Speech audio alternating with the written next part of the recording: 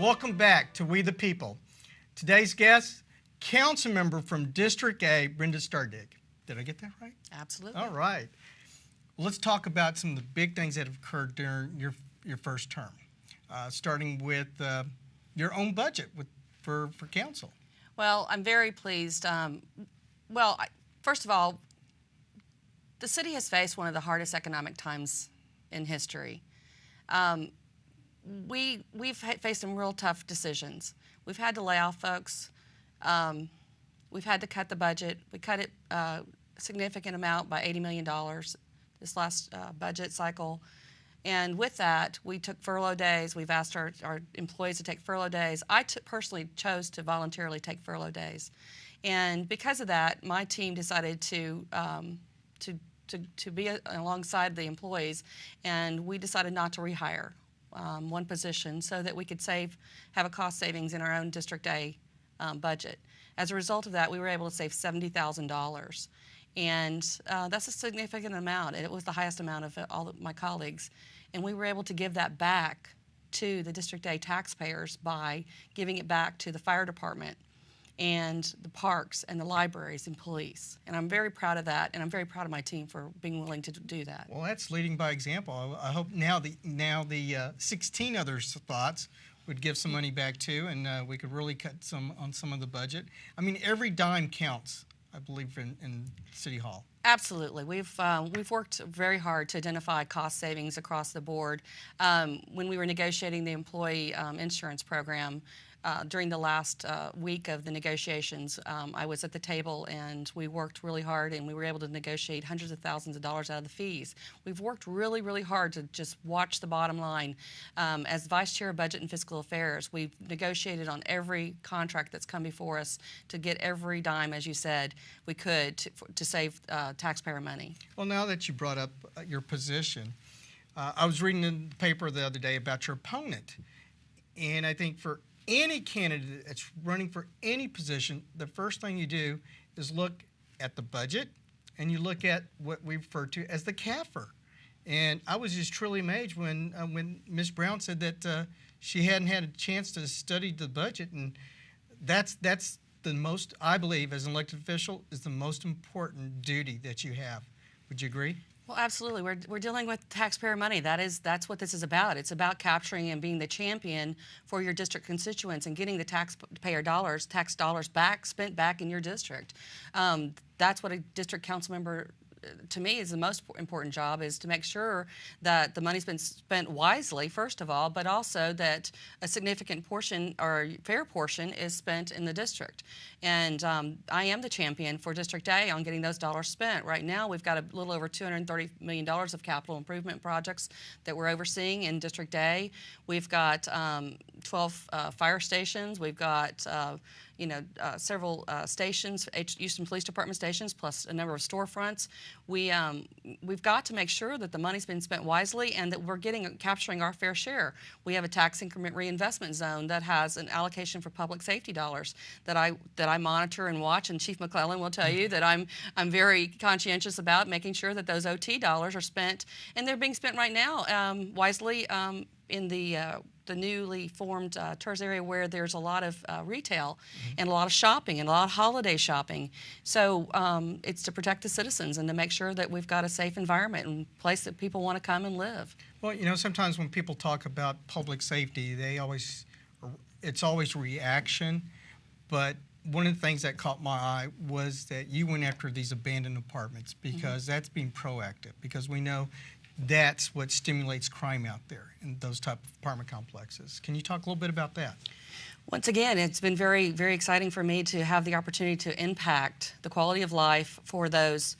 When I was campaigning the first time, a representative from Northwest Management District toured me around the community and showed me some apartments, and I was devastated to see that it looked like a third world country in that area. And I was committed at that point that I was going to make sure that we did everything to take care of this issue. And I'm very proud to say in my first term, we took down 3 apartments, and one of which was for years they've been trying to address. It was actually a condo, Candlelight Trails, and then shortly after that we went to Gables of Inwood and demolished those. And then because of our work with Ella Square, my commitment to Shepherd Forest community, we took down that apartments and no cost to the taxpayers on that particular project, because the new owners were willing to do so and help us and be supportive, and therefore we're supportive of them and the new development there and the new business.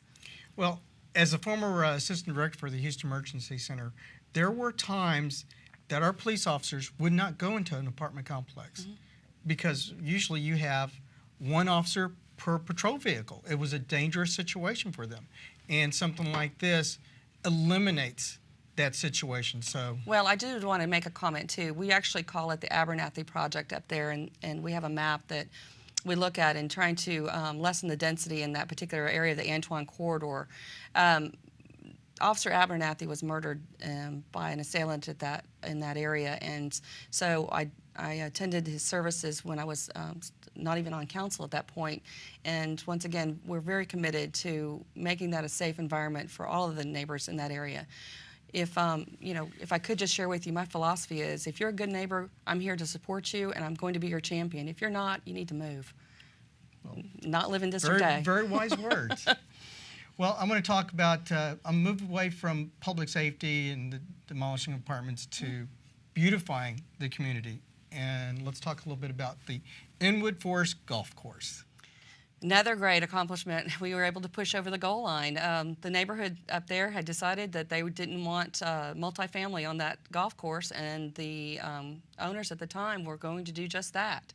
So they sued and won the lawsuit with the understanding that the city had committed to the acquisition of the golf course. And so right after I took office, or shortly during my first term, we were able to get a unanimous vote to spend the millions of dollars to acquire the golf course.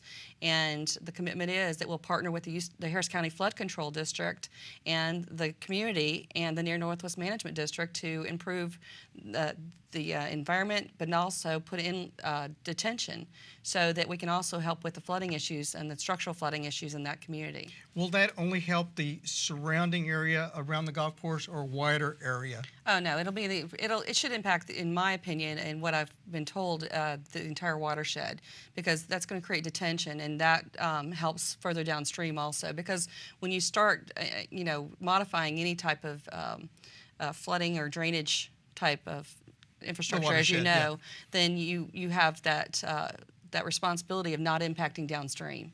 Okay, well that's great. I know in District A that is a very vulnerable site for flooding, especially with some of the development that's gone in the area. I remember a few years ago when Tony Lawrence was running in the area, and one of the hot topics was White Oak, for example. Yes, White Oak Bayou. We've got a number of watersheds in the area. So, but yeah, we've got with that, we also have a new development in the Spring Branch area, and Frank Liu and Town Homes did an agreement with the City of Houston, and so we're having new homes built, and he's complying with all for the city requirements there with regard to drainage, and with the 9 new schools that Spring Branch ISD has built.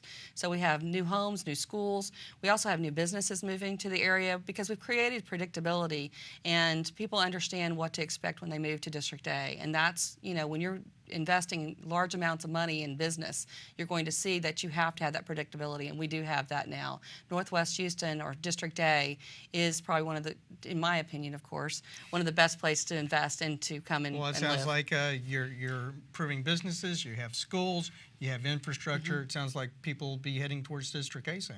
Well, they are, and we're real proud of that. And I invite you, anyone that would like to come and join us and move to District A. We're going to talk about that since you're also a realtor. We'll be right back with We the People, so don't touch that remote.